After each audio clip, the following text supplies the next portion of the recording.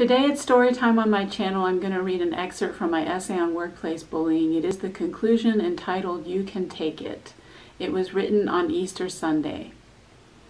In mythology, Azazel is the name of a goat on which villagers placed all their sins and then pushed off a cliff in a cleansing ritual. It is the origin of the modern concept of scapegoat. Folklore interprets Azazel differently, as just an innocent animal, as a precursor to Christ who atoned for all sins, and even as a substitute for Satan.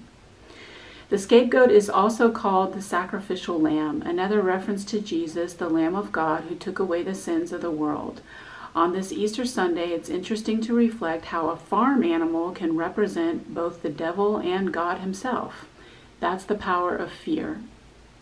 If you are a victim of serial bullying, you are essentially a scapegoat, bearing the sins of the community, whether that community is your family, your workplace, or your society. Their sins are their projections, and they choose you because you are different. Bullies aren't going to persecute someone who's like them. That would hit too close to home. Your difference is like the bright red bullseye in the center of a target. That's why it feels like they make a beeline for you. You are on their radar.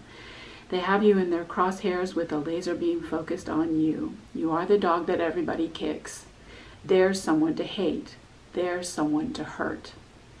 If you are different from bullies, you can drop to your knees in gratitude to God for your blessings. If normalcy is negativity, fear, hatred, cruelty, malice, mean-spiritedness, abuse, harassment, judgment, criticism, ridicule, mockery, making fun, and gossip, then freak is the highest compliment these people can pay you. You would rather die than be like them. If you were that kind of person, you would kill yourself. Be so glad you are not like that. Bullies have to project onto you because they are too immature and insecure to manage their own issues. Your difference forces them to look at themselves, which makes them feel so uncomfortable they can't handle it. It's like Dorian Gray seeing the painting of himself. If you were a bully and you saw the horror looking back at you from the mirror, you wouldn't be able to stand it either. You don't need to project because you are strong enough to confront yourself. Eventually, you learn to take everything that comes out of bullies' mouths and turn it around as a reflection of their self-hatred. You are supposed to not let projection stick. You're supposed to brush it off, shake it off, like water off a duck's back. I propose a different approach. Why not just carry it? Bullies try to get rid of their dark side because they are weak. They try to dump it on you because you are stronger. If they want to believe you are a bad person and a bad worker, why not just let them? Your self-knowledge overrides everything. Why not just be that goat with that thing on its head? Let them project because they need it.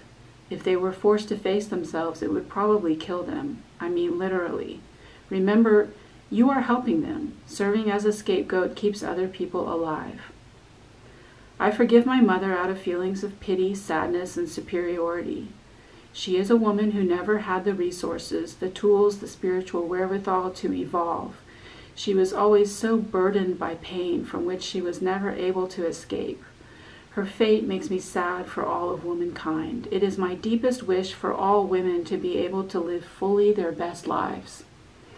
I am different from my mother. I have a different character. As much as she abused me, I didn't suffer as much as she did. I didn't grow up in poverty. I had access to better education and, more importantly, therapy.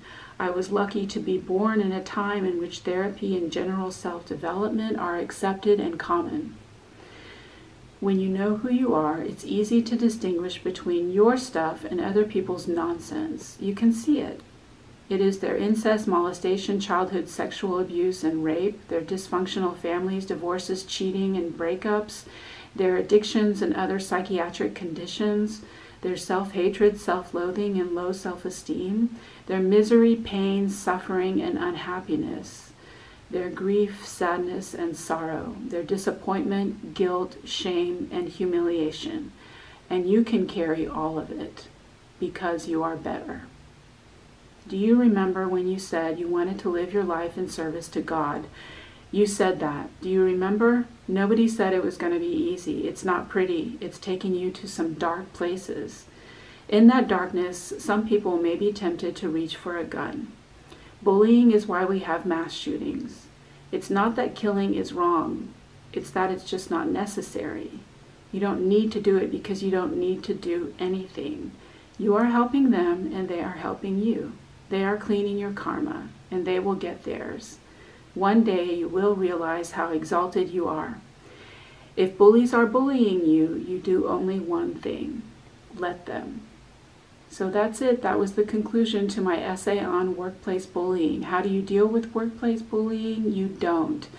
If you'd like to read the rest of my essay, it's on my website. I include that information in the description. The reason that I create this video series is to establish a forum where targets of workplace bullying can share their stories and experiences in a kind of support group, so you can know, number one, you're not crazy. Workplace bullying is real and your feelings are perfectly valid and justified. And number two, you're not alone. Unfortunately, countless others have experienced the same thing. So I look forward to reading your comments and I'll try to respond. Take care.